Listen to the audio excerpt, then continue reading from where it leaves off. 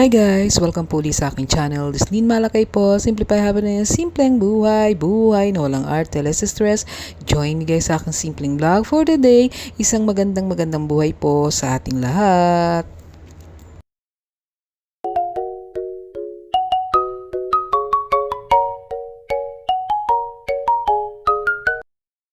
So yan nga guys, good morning. So today po is pang umaga po tayo. So ayan, papasok po tayo. So ayan, in-insert ko po yung aking old picture po. So ayan, makikita nyo. Ayan, naka-block tayo dyan. So 2024 yan guys. So grabe talaga ang taba ko nun. So ayan, napabayaan natin talaga yung ating sarili. At yan, syempre kaya ako ito dinikit. Ang aking topic for today is ayan, self-love. Habang simpleng makeup tayo guys. So yan, bago tayo pumasok, nagsisimpleng makeup po ako. Before, hindi ko po ito ginagawa. At ngayon, ayan, kahit simpleng makeup lang po ay naglalagay po ako. Tapos nagbawas din po ako ng timbang. So sa mga nanay na kagaya ko po dyan, yan, I am 55 years old po.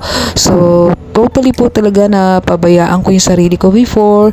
So importante talaga na magkaroon tayo ng self-love na paglaanan natin ng panahon yung ating mga sarili. So bigyan natin ng oras. So alam nyo guys, marami talaga akong natutuhan guys. At isa sa mga na ina-apply ko sa aking sarili ngayon ay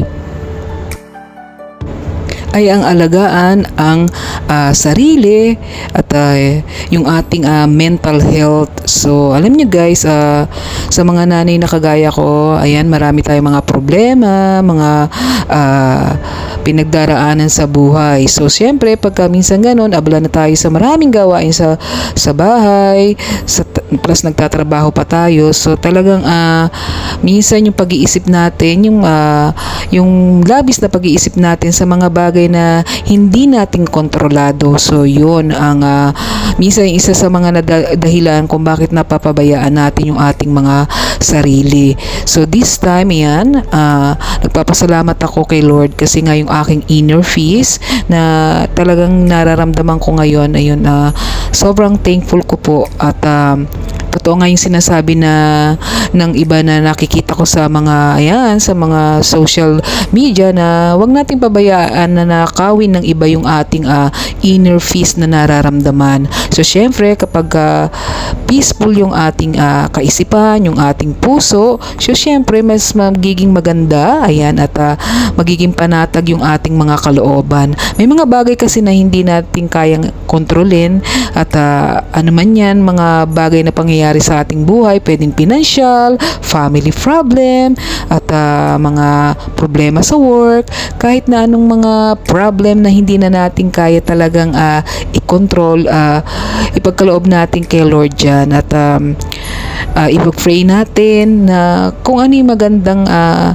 ipagkakaloob ni Lord, yun ang maganap. So alam nyo guys, talagang napabayaan ko yung aking sarili. So yan, makikita nyo naman yung picture na yan. Pag ako nai-stress noon, panay ang kain ko. So nag-decide ako nitong 2025 na magbawas talaga ng timbang. Plus yan, naglalagay-lagay tayo ng light makeup.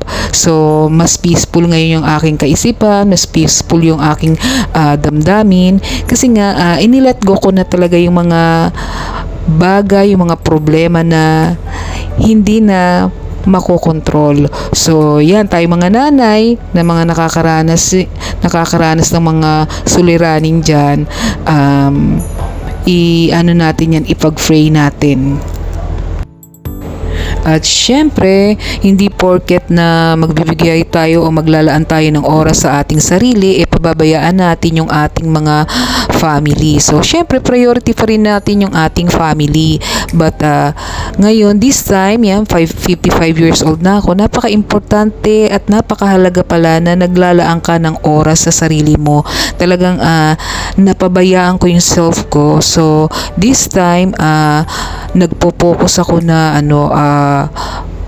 tuunan ko yung mga bagay na meron ako. So, hindi ko na iniisip yung mga bagay na wala ako. So, mas nagpo-focus ako na ma-improve po yung sarili ko. So, yan. Nandiyan nag-exercise tayo, nagda-diet, plus nakikinig ako ng mga inspiring message at ina-apply natin yung mga magagandang bagay sa ating buhay. So, ayan. Ako ay papasok po sa trabaho. Kaya, ayan. Dapat happy tayo at marami rin po nakapansin na yan, blooming tayo. So, yan, i-let go natin yung mga hindi magagandang bagay sa ating mga kaisipan para yung ating mental health, yan, ay maging okay at magkaroon tayo ng inner peace. At huwag kalimutan na mag-pray palagi kay Lord. So, yan, sa magandang buhay po sa ating lahat. So, yan, again, hindi po ako perfect mag-makeup. So, ito ay, ayan, light makeup lang naman po. So, ayan, papasok na po tayo, pang umaga po ako. Thank you for watching.